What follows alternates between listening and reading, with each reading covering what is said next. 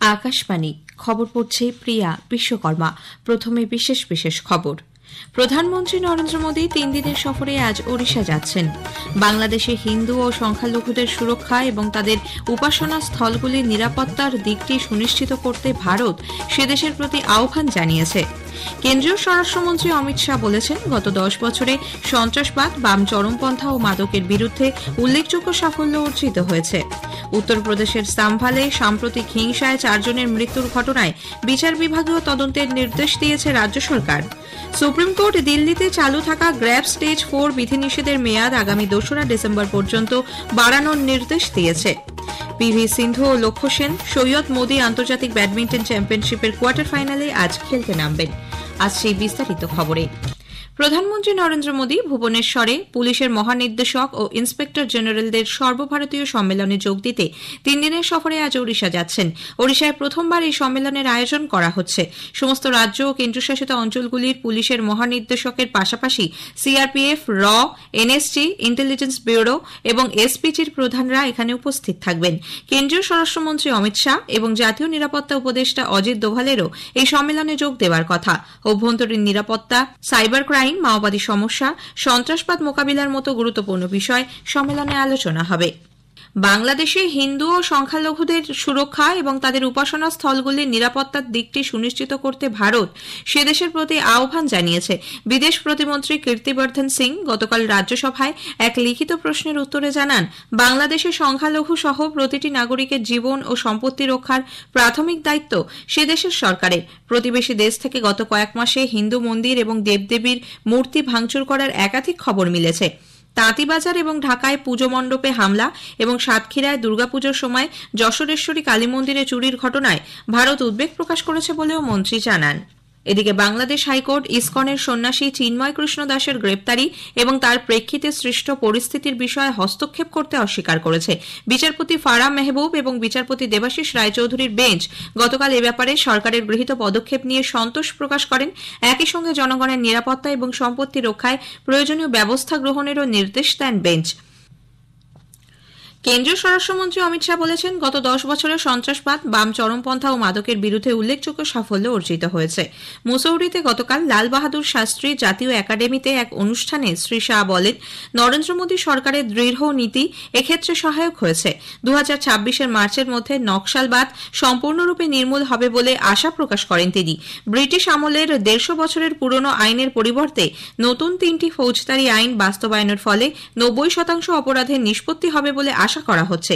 এই আইন দেশের বিচার ব্যবস্থাকে বিশ্বের সবচেয়ে আধুনিক বিচার ব্যবস্থার রূপ দেবে। উত্তরপ্রদেশের সাম্ভালে সাম্প্রতিক হিংসায় 4 জনের মৃত্যুর ঘটনায় বিচার বিভাগীয় তদন্তের নির্দেশ দিয়েছে রাজ্য সরকার। হাইকোর্টের অবসরপ্রাপ্ত বিচারপতি দেবেন্দ্র কুমার অরোরার নেতৃত্বে গঠিত 3 সদস্যের কমিটিকে তদন্তের দায়িত্ব দেওয়া হয়েছে। কমিটির অন্য 2 সদস্য হলেন অবসরপ্রাপ্ত আইএএস আধিকারিক অমিত মোহন প্রসাদ এবং প্রাক্তন আইপিএস অফিসার অরবিন্দ কুমার জৈন। 2 মাসের মধ্যে কমিটিকে রিপোর্ট জমা দিতে বলা হয়েছে। রাজ্য স্বরাষ্ট্র দপ্তর গতকালই কমিটি গঠনের নির্দেশ জারি করে। উল্লেখ্য, জামা মসজিদ বনাম হরিহর মন্দির মামলায় আদালতের নির্দেশে সমীক্ষা চলাকালীন গত 24 নভেম্বর উত্তেজনা ছড়ায়। সমীক্ষক দল এবং পুলিশকে লক্ষ্য করে উত্তেজিত জনতা পাথর ছোড়ে। ঘটনায় আহত হন পুলিশকর্মী সহ 24 জন। পরিস্থিতি নিয়ন্ত্রণে আনতে পুলিশ কাঁদানে গ্যাস ছোড়ে ও লাঠিচার্জ করে। মণিপুরে আজ থেকে সব স্কুল কলেজ ফের খুলে যাচ্ছে। রাজ্য সরকার গতকাল এ ব্যাপারে এক বিজ্ঞপ্তি জারি করে জানিয়েছে, বিশ্ববিদ্যালয় সহ সব শিক্ষা প্রতিষ্ঠানেই স্বাভাবিক ক্লাস শুরু হবে। সশস্ত্র বাহিনীর হাতে 6 জনের মৃত্যুর পর বিভিন্ন জেলায় ছড়িয়ে পড়া হিংসার প্রেক্ষিতে গত 16 নভেম্বর থেকে রাজ্যের সব স্কুল কলেজ বন্ধ রাখা হয়। যদিও বেশ কয়েকটি নির্দিষ্ট জেলায় এখনও ইন্টারনেট পরিষেবা বন্ধ রয়েছে, তবে কিছু কিছু জেলায় অল্প সময়ের জন্য কারফিউ শিথিল করা হচ্ছে। সরকার 2030 সালের মধ্যে বস্ত্রশিল্পে ব্যবসার পরিমাণ $35,000 কোটি উন্নীত করার লক্ষ্যমাত্রা নিয়েছে বলে কেন্দ্রীয় বস্ত্রমন্ত্রী গিরিরাজ সিং জানিয়েছেন। গুজরাটের সুরাটে গতকাল প্রধানমন্ত্রী মিত্র পার্কের কাজের অগ্রগতি খতিয়ে দেখার পর কেন্দ্র ও রাজ্য সরকারের আধিকারিকদের সঙ্গে পর্যালোচনা বৈঠক করেন তিনি। নবসারীতে নির্মিত এই পিএম মিত্র পার্ক দেশের বস্ত্রশিল্পের উন্নয়ন এবং কর্মসংস্থানের সুযোগ সৃষ্টিতে গুরুত্বপূর্ণ ভূমিকা নেবে। খবর শুনছেন আকাশবাণী থেকে। সুপ্রিম কোর্ট দিল্লিতে বাতাসের গুণমান রক্ষার এবং দূষণ মোকাবিলায় চালু থাকা পর্যায়ভিত্তিক কর্মপরিকল্পনা গ্র্যাব স্টেজ 4 বিধিনিষেধের মেয়াদ আগামী 2রা ডিসেম্বর পর্যন্ত বাড়ানোর নির্দেশ দিয়েছে। বিচারপতি অভয় এস ওকা এবং বিচারপতি অগাস্টিন জর্জ মাসিহার বেঞ্চ স্কুল ব্যতীত অন্যান্য সব ক্ষেত্রেই গ্র্যাব 4 আগামী সোমবার পর্যন্ত বলবৎ থাকার নির্দেশ দেন। এই সময়ের মধ্যে বাতাসের গুণমান ব্যবস্থাপনা কমিশন CAQM বিধিনিষেধ শিথিল করার ব্যাপারে বৈঠকে বসবে। এ ব্যাপারে কমিশন গতকাল তাদের দ্বিতীয় রিপোর্ট জমা দেয়। সর্বোচ্চ আদালত জানিয়েছে, বায়ু দূষণ মোকাবিলায় দীর্ঘমেয়াদী সমাধানের লক্ষ্যে আদালত এ ব্যাপারে শুনানি গ্রহণের প্রক্রিয়া চালিয়ে যাবে। 2023-24 সালে সরকারের জাতীয় স্বচ্ছ বায়ু কর্মসূচি এনক্যাপের আওতায় 130টি শহরের মধ্যে 97টি শহরে পার্টিকুলেট ম্যাটার বা PM এর নিরিখে বাতাসের গুণমান উন্নত হয়েছে।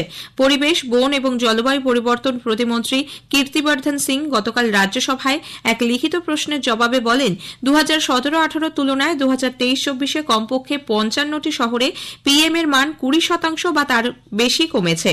উল্লেখ্য, 130টি শহরের বাতাসের গুণমান উন্নত করতে 2019 সালের জানুয়ারিতে এনক্যাপ চালু হয়।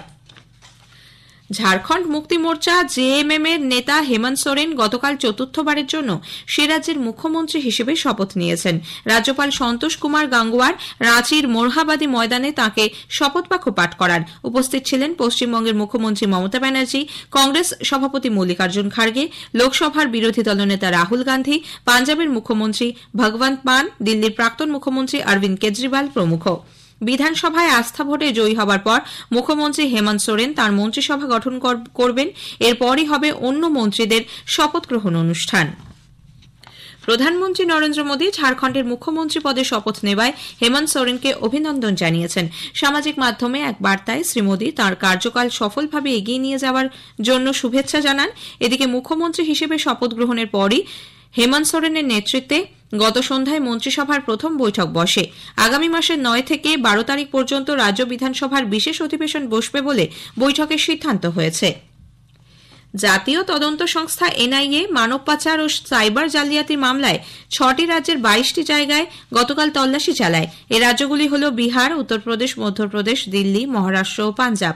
NIA এক বিবৃতিতে জানিয়েছে, সংগঠিত অপরাধ ও মানব পাচারের অভিযোগে 17 জন সন্দেহভাজনের বাড়িতে তল্লাশি চালানো হয়। এরা দক্ষিণ পূর্ব এশিয়ার দেশগুলিতে ভারতীয় যুবক যুবতীদের পাচারের কাজে লিপ্ত ছিল।